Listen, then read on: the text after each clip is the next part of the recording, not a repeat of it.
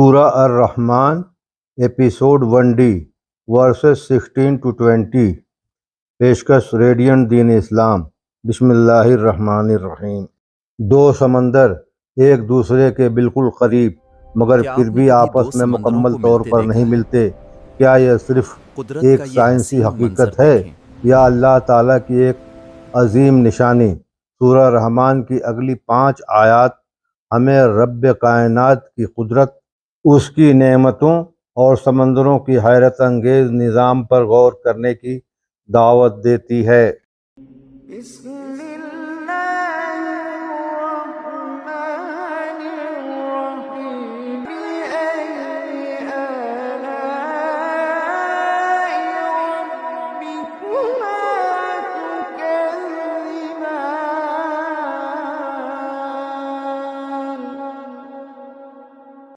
پھر تم اپنے رب کی کون کون سی نعمتوں کو جھٹلاؤ گے؟ اللہ تعالیٰ دوبارہ وہی سوال کرتے ہیں، ایسا سوال جو دل کو جھکجھوڑ دیتا ہے۔ ہماری سائنس، ہمارا رزق، ہماری زندگی، زمین، آسمان، پھل، اناج، آخر ان میں سے کس نعمت کا انکار کیا جا سکتا ہے؟ یہ آیت ہمیں شکر گزار بننے کی دعوت دیتی ہے۔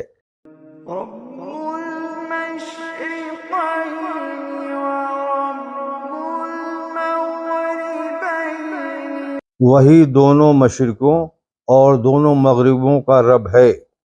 اللہ صرف ایک جگہ کا رب نہیں بلکہ پوری کائنات کا رب ہے۔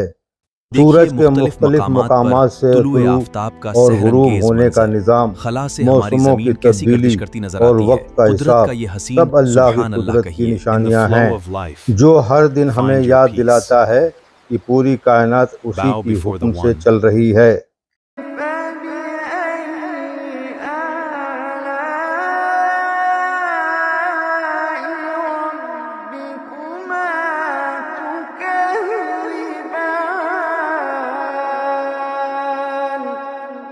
پھر تم اپنے رب کی کون کون سی نعمتوں کو جھٹلاؤ گے؟ ہر نئی نعمت کے بعد اللہ یہی سوال دہراتے ہیں تاکہ انسان اور جن غفلت سے بیدار ہوں۔ شکر صرف زبان سے نہیں بلکہ اللہ کی اطاعت اور اس کی نعمتوں کی صحیح استعمال سے بھی ادا ہوتا ہے۔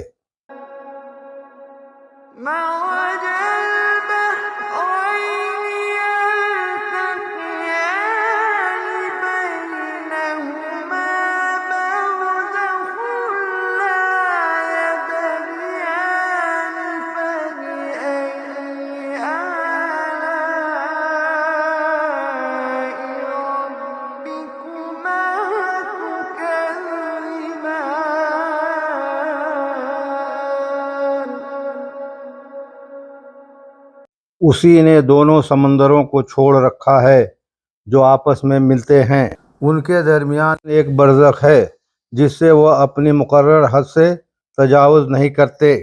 پھر تم اپنے رب کی کون کون سی نعمتوں کو جھٹلاؤ گے؟ آج سمندری سائنس ہمیں بتاتی ہے کہ مختلف سمندروں اور دریاؤں کے پانی میں نمکیات، درجہ حرارت اور کثافت مختلف ہو سکتی ہے۔ اسی وجہ سے بعض مقامات پر دونوں پانی کچھ فاصلے تک الگ الگ دکھائی دیتے ہیں، اگرچہ وقت کے ساتھ وہ اختلاط بھی کرتے ہیں۔ قرآن کا مقصد ہمیں سمندری سائنس پڑھانا نہیں بلکہ اللہ کی قدرت، حکمت اور نشانیوں کی طرف متوجہ کرنا ہے۔ جب بے جان پانی بھی اللہ کی مقرر کردہ نظام کی پابندی کرتا ہے تو کیا انسان جو اشرف المخلوقات ہے اپنے رب کے احکام کی پابندی نہیں کرے گا؟ ہر موج ہمیں یاد دلاتی ہے کہ پوری کائنات اپنے خالق کی حکم کی تابع ہے۔ ویڈیو میں بس اتنا ہی۔ اگر ویڈیو پسند آئے تو لائک، شیئر اور سبسکرائب ضرور کریں تاکہ اگلی ویڈیو آپ کو ٹائم سے پہنچ سکے۔